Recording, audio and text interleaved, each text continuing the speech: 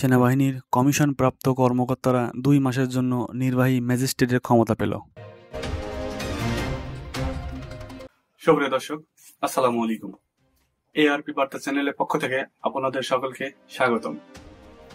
দেশ এবং দেশের বাইরে থেকে যারা এই মুহূর্তে এই ভিডিওটি দেখছেন তাদের সকলকে আন্তরিক ধন্যবাদ ও শুভেচ্ছা। সুপ্রিয় দর্শক, এতক্ষণ শুনছিলেন সংবাদ শিরোনাম, এখন বিস্তারিত। সেনাবাহিনীর কমিশনপ্রাপ্ত কর্মকর্তারা ২ মাসের জন্য নির্বাহী ম্যাজিস্ট্রেটের ক্ষমতা পেল। গ্রেপ্তার ও বেআইনি সমাবেশ ছত্রভঙ্গ করার মতো সুযোগ দিয়ে সেনাবাহিনীকে নির্বাহী ম্যাজিস্ট্রেটের ক্ষমতা দিয়েছে সরকার। ফৌজদারি কার্যবিধি অনুযায়ী তাদেরকে এ ক্ষমতা দিয়ে জনপ্রশাসন মন্ত্রণালয় মঙ্গলবার এ প্রজ্ঞাপন জারি করে, যা এদিন থেকেই কার্যকর হবে। ফৌজদারি কার্যবিধির যে ১৭ নম্বর ধারায় সেনা কর্মকর্তাদেরকে বিশেষ নির্বাহী ম্যাজিস্ট্রেটের ক্ষমতা দেওয়া হয়েছে, সেখানে এই নির্বাহী হাকিমরা জেলা ম্যাজিস্ট্রেট অর্থাৎ জেলা প্রশাসকের অধীনে থাকার কথা বলা আছে।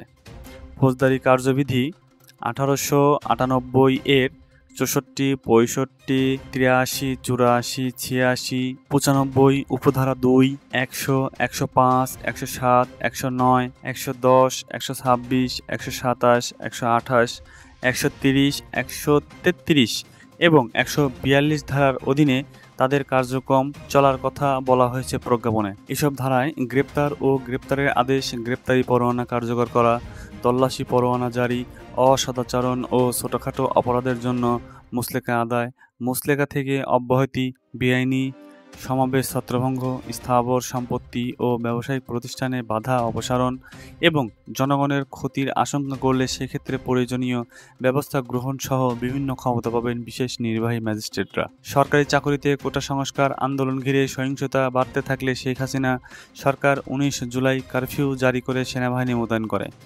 এর মধ্যে আন্দোলন চালিয়ে যেতে থাকে বৈষম্য বিরোধী ছাত্র আন্দোলন। পরে সেই আন্দোলন ছড়িয়ে পড়ে দেশজুড়ে, বিক্ষোভ ও সহিংসতা বাড়তে থাকে। মাসব্যাপী এই আন্দোলন এক পর্যায়ে সরকার পতনের আন্দোলনের রূপ নেয়। পরে ৫ই আগস্ট ছাত্র জনতার তুমুল আন্দোলনের মধ্যে শেখ হাসিনা দেশ ছেড়ে পালিয়ে যান। সরকার পতনের পর দেশজুড়ে থানায় হামলা ও ভাঙচুরের ঘটনা ঘটে। আক্রমণের শিকার হতে থাকেন পুলিশ সদস্যরা।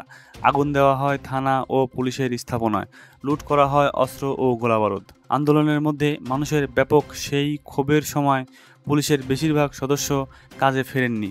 পরে কর্মবিরতিতে যায় পুলিশ। তাদের অনুপস্থিতিতে দেশজুড়ে আইনশৃঙ্খলা পরিস্থিতির ব্যাপক অবনতি ঘটে। সরকার পতনের ৩ দিন পর ডক্টর মোহাম্মদ ইউনূসের নেতৃত্বে অন্তর্বর্তী সরকার দায়িত্ব গ্রহণ করে। নতুন সরকারের সময় কারফিউ না থাকলেও দেশজুড়ে সেনা মোতায়েন থাকে। পুলিশের অনুপস্থিতিতে শুরুর দিকে থানায় থানায় দায়িত্ব পালন করেন সেনা সদস্যরা। পরে আন্দোলন শেষে পুলিশ কাজে ফিরলেও হারানো সেই মনোবল ফেরেনি। অনেক পুলিশ সদস্য এখনও কাজে যোগ দেয়নি। আইনশৃঙ্খলা পরিস্থিতিও পুরোপুরি স্বাভাবিক হয়নি। এর মধ্যে বিভিন্ন শিল্প অঞ্চলে শ্রমিক বিক্ষোভের ঘটনাও ঘটেছে। সেনাবাহিনী দেশজুড়ে অন্যান্য বাহিনীর সদস্যদের সঙ্গে মিলে যৌথ অভিযানে অংশ নিচ্ছে। এমন প্রেক্ষাপটে আগে থেকেই দেশজুড়ে মোতায়েন থাকা সেনা সদস্যদের মধ্যে কমিশন কর্মকর্তাদের বিশেষ নির্বাহী ম্যাজিস্ট্রেটের ক্ষমতা দেওয়া হলো। সুপ্রিয় দর্শক, আমাদের এআরপি বার্তা চ্যানেলটি নিয়মিত সর্বশেষ আপডেট নিউজ সম্প্রচার করে থাকে। নিয়মিত আপডেট নিউজ পেতে আমাদের চ্যানেলটিকে সাবস্ক্রাইব করার অনুরোধ থাকলো এবং পাশেই থাকবেন। সুপ্রিয় দর্শক, এই ভিডিওটি ভালো লাগলে অবশ্যই লাইক করুন এবং কমেন্ট বক্সে আপনাদের মূল্যবান মন্তব্য কমেন্ট করে দেবেন। এতক্ষণ সাথে থাকার জন্য আপনাদের সকলকে অসংখ্য ধন্যবাদ।